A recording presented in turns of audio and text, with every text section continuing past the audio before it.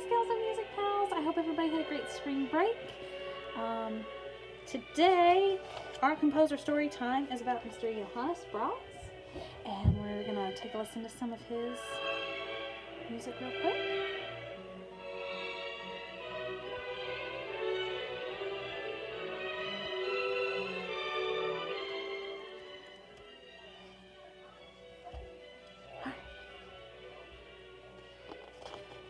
So, Brahms was born in Hamburg, Germany in 1833, and he died in Vienna, Austria in 1897. He was a German composer who wrote masterpieces in almost every form except opera, most famous for his 4 symphonies and lush piano music.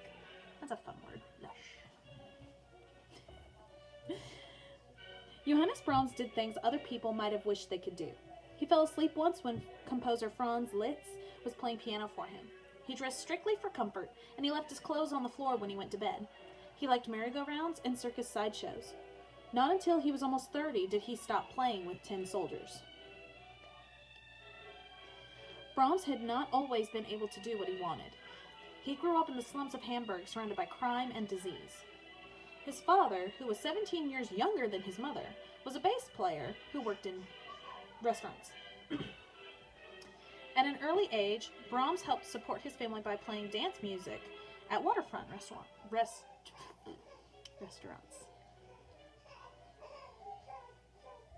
I might have to get a sidekick to help me with the video in just a second. It sounds like somebody's fussing.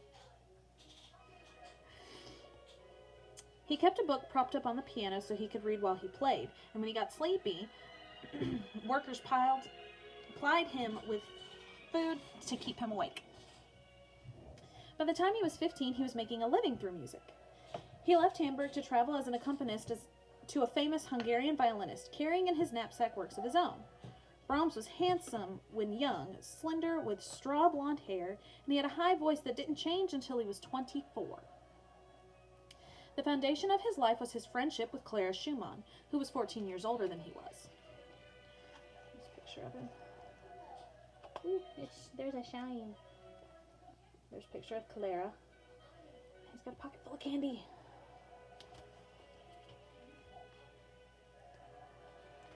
She advised him on matters large, she got jobs for him, and small, which slippers to take when he visited Hamburg.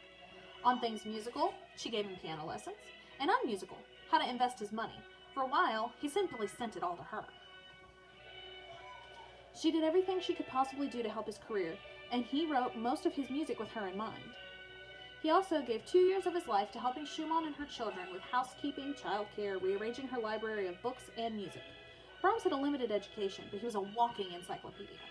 They wrote hundreds of letters to each other, some of which they later destroyed. Brahms wasn't an instant success as a musician. At the first performance of a concerto on which he'd worked for 4 years, only 3 people clapped. Everyone else hissed. But eventually, his music became popular, and he was one of the few composers ever who didn't have to take another job to make a living. He was one musician who spent less money than he earned. With his extra money, Brahms took care of relatives in Hamburg and any friend who needed help. His own tastes were simple in everything but music and food. He owned an expensive collection of original music manuscripts by Mozart and other composers he admired. And Brahms loved food. The main melody of his 3rd symphony came to him, he reported, after a meal of fresh asparagus and champagne. When a doctor told him he had to go on a diet, he protested that he was dining with composer Johann Strauss, one of his favorite dinner companions, that night, chicken with paprika, and asked the doctor to pretend that he hadn't come to see him till the next day. Another much-loved dish was herring, and he adored eggnog. Hold the thought.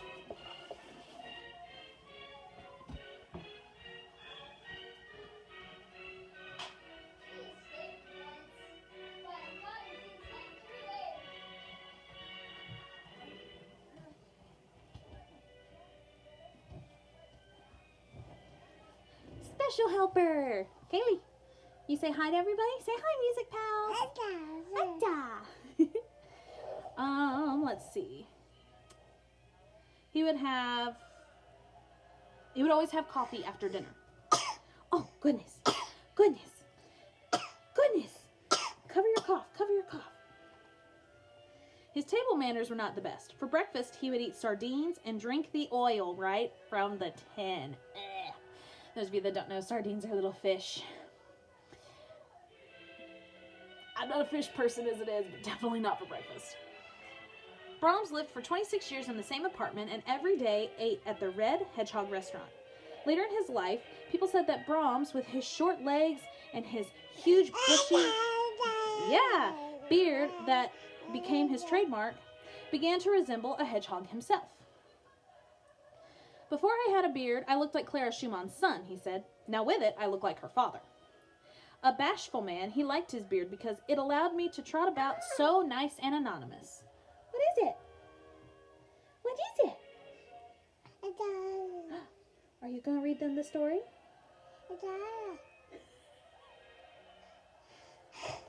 Oh, goodness. He wore flannel shirts and short baggy pants that often showed several inches of checked cotton underwear. Oh, another way you could catch a glimpse of his underpants was to watch him conduct an orchestra. He sometimes forgot to fasten his suspenders, and when he conducted, he would have to grab his pants before they fell down. He smoked cigars constantly and usually wore a shabby brown coat with cigar ash smudges all over it. He walked the way Beethoven did, with his hands behind his back. Are you trying to get to my hair? You don't need to get to my hair.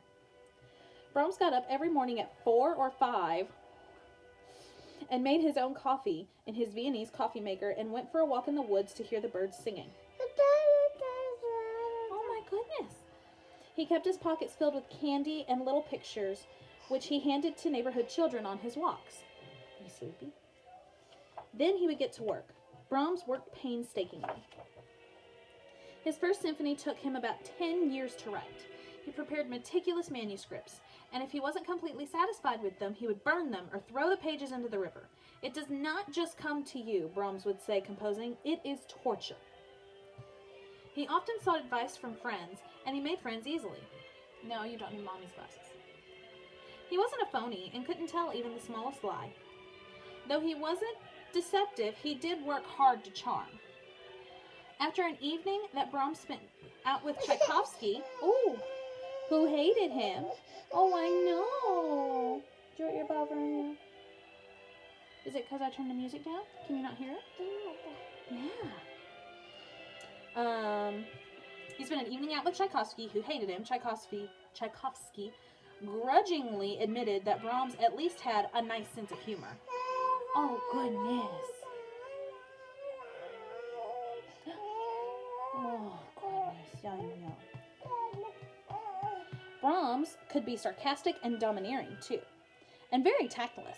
Once he was said to have excused himself from a dinner party by saying, "I beg 1,000 pardons if there should be anyone here whom I have not insulted tonight." The one friend he never alienated was Schumann. That would be Clara.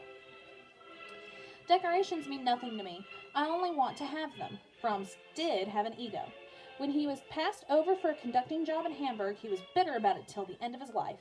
He even blamed it for his failure to get married. I would have become an orderly citizen, he mourned. But Brahms never did marry. Perhaps he liked his freedom. Perhaps other women paled next to Schumann. Perhaps he had a fear of the unknown. I cannot make up my mind to either a first opera or a first marriage, he liked to joke. Brahms... I know! Brahms lived less than a year after Clara Schumann died. At age 64, he passed away of cancer of the liver. All the ships in Hamburg lowered their flags to half-mast that day. In our musical notes, Brahms always slept like a baby. After all, he wrote Brahms' Lullaby, also known as Lullaby and Goodnight. I know. Possibly the most famous lullaby ever. But no one could sleep in the same room with him. He was a notoriously loud snorer. So Brahms' Lullaby, that's the one. Lullaby and Goodnight. It doesn't work on this little girl, though I have tried it and failed. Brahms is the third of the three Bs, Bach, Beethoven, and Brahms. It was conductor Hans von Bülow who probably invented the term. He called Brahms' first symphony Beethoven's 10th. meaning that Brahms's music was the logical next step after Beethoven's. The famous horn solo in this symphony, was jotted down on a picture postcard Brahms sent to Clara Schumann from his summer home in Triol. A survey of 100 musicians taken in California in 1989, I know, ranked Brahms as the #1 favorite composer. So, Brahms has a lot of pieces that have been used in movies and cartoons and commercials and television shows, and oh my goodness, where's on your chin? There we go.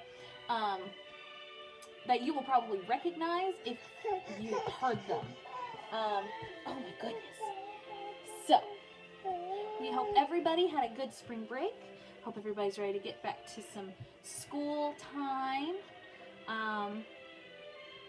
We miss seeing you. Do you miss going to school and seeing everybody? Huh? So be on the lookout for some other videos that I'm going to be making for each of my different grades. It's not assignments per se, it's more enrichment. The district is sending out, oh my goodness, some matrix things, like checklist things, and there's music activities on there. But if you want more activities, or you want to connect to what we were doing before school closed down, I'll be releasing videos throughout the week and throughout the month of April, connecting to what we were doing. My kinders will get to start working on kinder graduation songs. I'll start doing Montessori bridging songs. Oh my goodness. We'll look at solfege for my first and second grade friends, and third and fourth grade I'll look at recorders. And my fifth grade friends, I am still planning on what we're doing, but we're most likely going to look at music history, which will be a lot of fun. So, you want to help me tell them bye? Say bye. Say bye. See you tomorrow, guys, gals, and music pals. You say bye? My assistant is really tired, so we're going to go put the assistant down for a nap. But be on the lookout for some more videos. I hope you're staying healthy and well, and see you next time.